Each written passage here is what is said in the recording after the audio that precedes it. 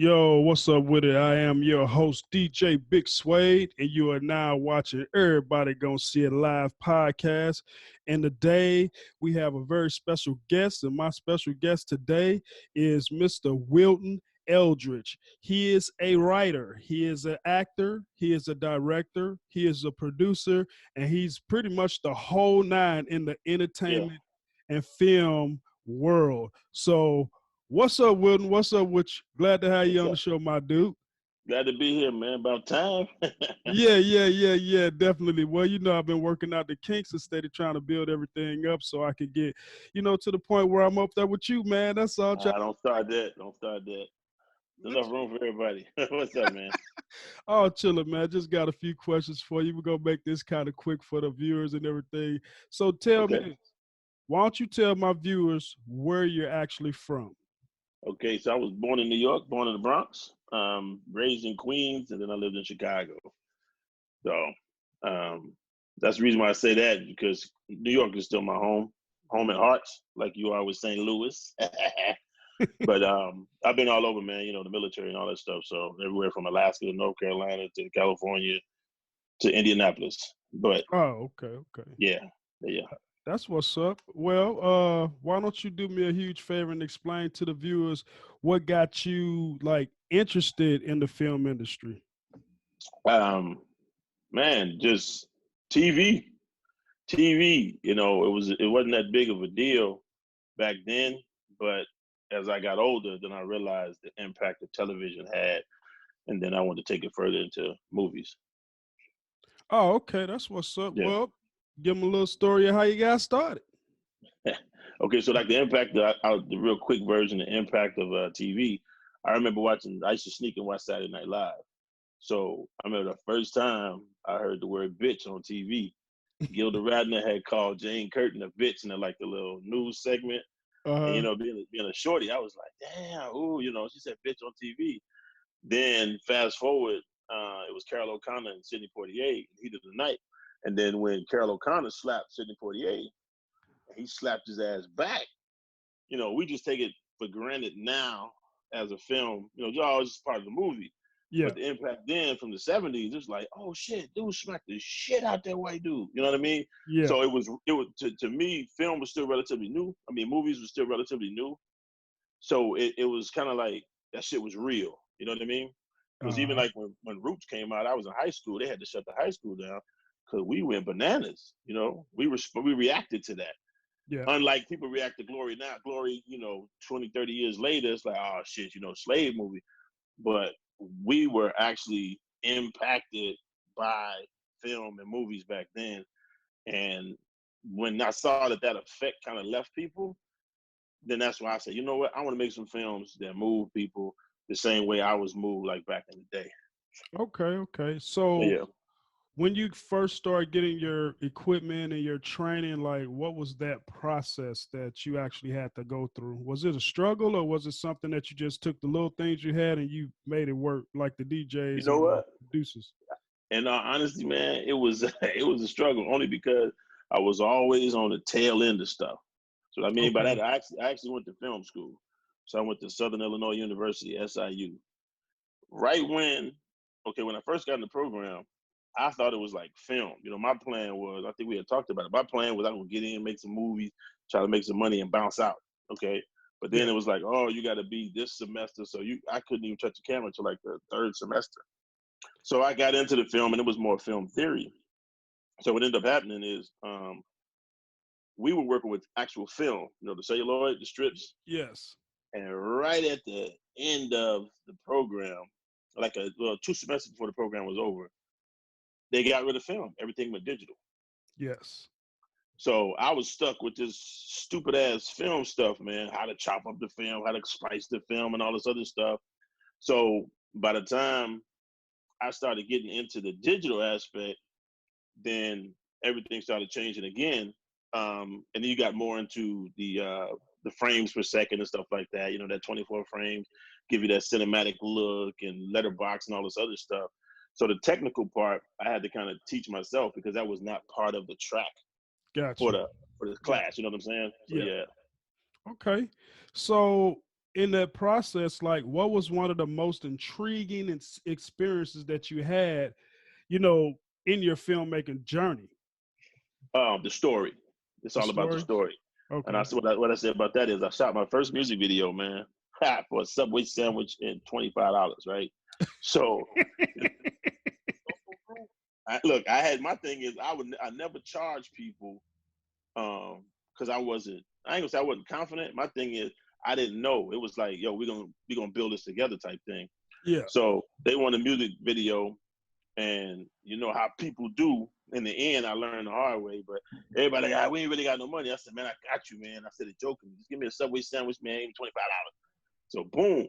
So first they went from not having money to when we shot the video. Everybody showed up with new fits, new kicks, all kind of shit. They flashed the money at the camera. I'm like, okay, I got the first go round. All right. But when I started talking about the process, what ended up happening, man, is I had two big ass cameras. I think they were like GL2s or something like that. I had two big ass cameras from the school. And I had my little Sony handheld. Man, neither one of those cameras worked, but it gave a good presentation. I shot that whole video with my little handheld. So then I was like, you know what? It's all for show, dude. It's all bullshit. Yeah. So later on, and I have to jump forward in case you had another question. But later on, I found out even how more relevant that was because people, they start reading and researching what you do. You know what I'm saying? Like, I don't know the different microphone, but just for the sake of conversation, they like say you still do the music or whatnot. And they ask you, hey man, you still rapping with them Sennheisers? You like, nah, man, I use this Rode. You need to get with this, and this. It ain't got shit to do with the music. You know what I'm saying? It's gonna give you the quality you need. And that's what happened with film, man. People started researching cameras and shit. And it's like, at one point, everybody like the red. Like, man, you got the red? Like, nah, dude, I'm shooting with this Panasonic, whatever. You ain't got the red? You're like, well, nigga, you ain't got red money anyway. But the same time, it's about the story. And that's when it kind of like, I had took a hiatus, man, from it for a minute. Yeah. I remember that still because when I was doing music rapping, we had hooked up and we did our little project for the movie and stuff. So with that being said, like the way that the future of filming is, and all these big Hollywood, protests about the writers and the producers and stuff like that. What do you think about today's film industry? Like, what is your take on it? My take on it right now, man, is dead. And what I mean by dead is it's worked this way where it's almost like a library. It's just for people that want to read. You know what I mean? But it still has some value, but the value is more nostalgic than anything. It's something about going to a movie and sitting there and buying $58 worth of popcorn and candy and stuff like that. It's just a feeling. That's all it is a feeling. You know what I mean? Because at the end of the day, only thing you're gonna have is people who were giving you voiceovers before they got old. You know what I mean? So you have like your Eddie Murphys and even like what's his name, Mike Myers, with Shrek. But no one is becoming that new voice. So like where Denzel, he don't do voiceover. You know what I'm saying? He don't have to. But you have this new flux of stars that are coming in, and they kind of hit a plateau because Hollywood, to me, they used to make stars. Now they just make movies. So because they have that just make movies mentality, that's why you're gonna get all animation and all action. So now everybody in Hollywood is just trying to get swole so they can be in the next Marvel or DC movie. You know what I'm saying? Go ahead, so check this out. I was wondering, like, when I said that, that was very good. That was a good. I love the way that you just broke that down because that was something new to me. But I was really meaning like where it's getting geared towards streaming and apps and stuff like that, as far as with the movies and films. That's what I was meaning. I'm sorry, I worded. No. You good. I'm glad they got rid of Vine. I'll put it like that. So we start talking about the streaming and stuff. You said Vine, the little couple second thing or whatever. Man, and I still got your question in my head. Okay. I feel sorry for them people, man. Like people, they don't know or they forget that like Tupac went to like fucking art school. You know what I'm saying? Yes. Like film, you know, for acting and shit like that. So that being said, man, you got all these people who put in work, who are serious about the craft. You may have a clever person that pops up every once in a while, and you're like, oh shit, that person is a genius. But at the same time, they have enough respect for the craft that they continue. Not by no means, I'm not a school dude. But at the same time, you gotta have respect for the craft. So now there's no future in it.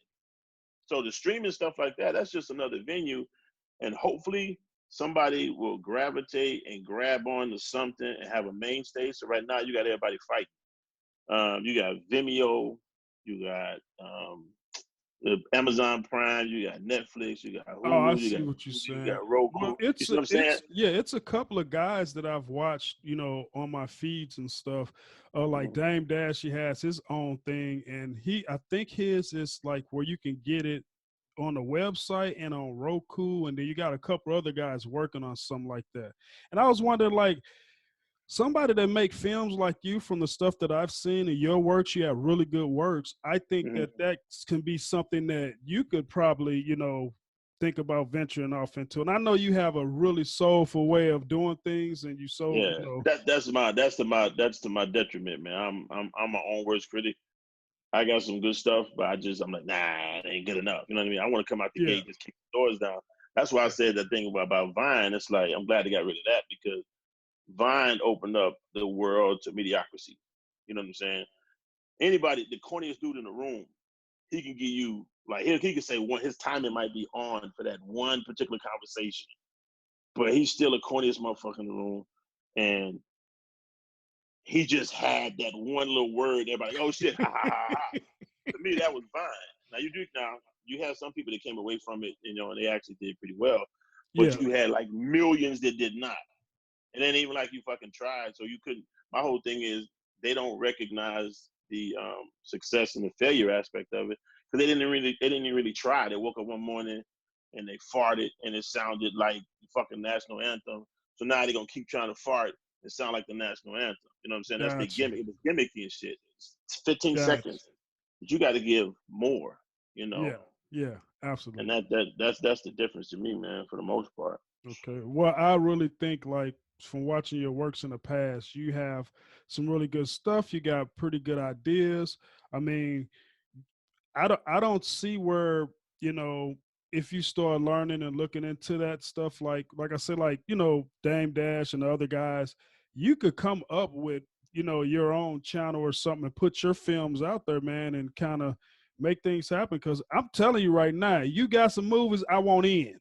I want to act. I've been telling you I want to act, but I just ain't had the time. But I got the time now. I'm gonna tell you a secret. You ready? You listening? I'm gonna whisper it. I'm gonna tell you a secret. Hey, you see that shit with like Babyface and Teddy Riley? That's me, man. I'm that old dude. I ain't gonna be fumbling with shit. You know what I'm saying? I make a phone call. I turn my back and then I use a flip phone. The technology shit, man. I just want to make shit. I don't want to fucking go into all that bullshit behind it. I understand. You know what I'm saying? But at the same time, I'm not trying to be. The biggest thing is comparison. So I know you said Dame Dash. The only thing with Dame Dash is he has. Well, no, I was just using his name. No, I just get that. Because I seen what he's doing. I mean, because it's a couple of guys. I just, this is all, live. So. yeah, I got you. Well, it's going to end. To me, unfortunately, I think it's like the rush card. You know what I'm saying? Because of who's associated with it, it's not going to get the just dues that I think it probably might deserve or whatever. You know what I'm saying? Because the rush card, everybody need a credit card. Da da da da da. You know what I mean? But because it's Dame Dash, I see what he's trying to do. But he done developed so much hate, and it's not like against him coming from me. I'm just talking about as far as like following. So you won't really see the true success, because people may like, damn, that's the shit, but they're not gonna gravitate to it, man, because there's a whole lot of followers, and whoever else is doing something that they like better than him, even though they may have some bullshit going on, that's where people are going. So the whole streaming thing. Saying it's about like who's hot in the right. world with the negativity or the positivity and exactly. how they grab. Yeah, but I Because all just the TVs come out now, the TVs come out with Voodoo, Hulu, Roku, all other shit. So you would think it would stand to reason that, well, shit, if I get with these people and give them my shit, everybody that buys this Element TV or this Signia, whatever the hell the name is, TV, they gonna have the platform to see my shit because I'm in with no, and Roku. that's what I was saying. Like I think that that's what they're all working on with that. But Mm-hmm. in the meanwhile, that's what I was saying. Like with I would think, a lot of guys out here that actually does that kind of stuff that don't want to deal with the mainstream and want to be in charge. They literally people want to be in charge of what their kids see and stuff. So that's why they're all doing it. And I can see that. And I think that's an awesome thing. And I wish them all the best of luck. I do too, definitely. Yeah, so you got any new projects coming up or any new works for the future Actually, that I I can do. be in? I can be an actor. I can be the I got you, superhero, the man. killer, the drug dealer, whatever you want me to Check be. this out. Check this out. Actually, man, I even like from the music video days, uh, I like dealing with independent artists. Yeah. You know, or humble, successful artists, put it like that. But I also have respect for all of this, the craft and the business. So I know that I got to step my game up. I'm not gonna be trying to call up Sam Jackson, say, be in my shit. You know what I'm saying? At the same time, I acknowledge the fact that there's a whole lot of people from my era, the 80s, 90s, Yeah. that I feel should be doing more work. Oh, okay. I got you. I got you. I So got that's who I'm reaching out to. So then if it comes to, let's just take a conversation, if it comes to like a Sam Jackson, somebody like that, they be like, I fuck with dude because I see his shit, da da da da da. Kind of like early Spike. Not Yeah, yeah, new yeah. Spike, early Spike. Yeah. I got you. I Yeah. respect that. I respect that. Yeah, well, that's what's up. Well, man, you got any links or anything you want to give anybody to get, be able to You reach can put you me and on the stuff spot, like man. I that? said, I told you I ain't no tech dude, man. You can write my letter. You can write me a letter at the We Entertain, weentertain.com. And so it's WE hyphen entertain, wait a minute, hold on, wait a minute, I can't spell entertain.com. Okay. It's in the works though, and everything is We Entertain. We Entertain at Gmail, We Entertain at Hotmail. So, Gotcha. Okay. and then I don't even know what my Instagram is. I wasn't gonna tell nobody my Instagram till I bought me like 9 million followers. And then I was gonna be like, hit me up on this. I ain't got shit. Yeah, so silly, dude.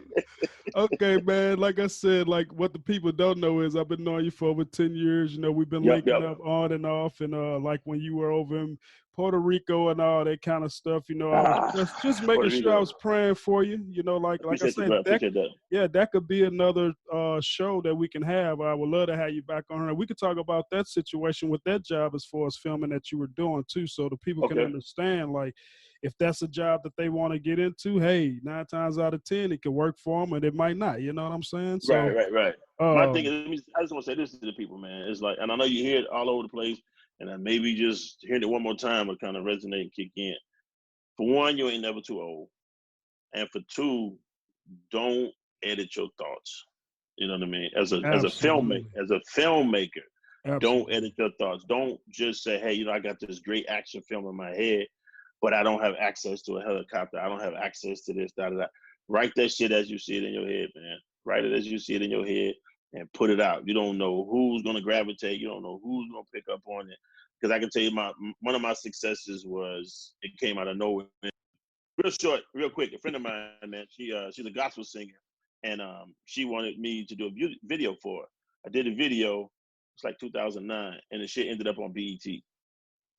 Oh wow, that's what's up. But here's the thing though. At the same time, I just did it for her on the strength. So prior to that, right toward the end of BET Uncut, I was trying to shoot some shit and submit some shit, and nothing came of it. So you just have to always try to put your best work forward, or at least your best effort forward, because you never know who's gonna pick up on that shit. You know what I mean? Because to me, it was like Absolutely. the video wasn't really nothing. It was a favor for a friend, and I Yeah, was happy with that and the completion of it and it turning out because we had like limited resources. But then the fact that it ended up on BET, I was like, oh shit, I should have did this. No, it happened the way it was supposed to happen. absolutely. Well, there Yeah. you go, viewers. You got some good game from Yeah. Wilton Eldridge. Well, silly guy. Yeah, you guys Yeah, make man. sure if y'all like and subscribe to this channel and hit that bell, you'll be able to keep up with the shows and episodes that's coming up. Man, like I said before, I appreciate you working with me and Yeah. coming out supporting me, man. You always been supportive. I've never forgotten about that. I'm Not so gonna stop, bro. grateful for that, Not man. gonna stop. And hopefully, like I said, we can get another segment in. I really do want to kind of, let the people know about that situation with you, whatever. And we'll get that in squared in. So, all right, viewers, thank you for tuning in. And man, thank you, man. yes, sir. And I guess I'll get back with you another time. Yes, and I also forgot to mention prior to this video, Mr. Eldridge was actually being emergency deployed out to medical facilities to help for the COVID-19 pandemic. He also does reliefs and stuff to help people in different sections and everything all over the world. So just so you know, if you need to get a hold of him, his email address is weentertain at gmail.com. That's WEE entertain at gmail.com. All right, guys, you guys be safe out there. And thank you for tuning in to Everybody Gonna See It Live. Make sure you like and subscribe and tell a friend to tell a friend. Hey, everybody be blessed and peace.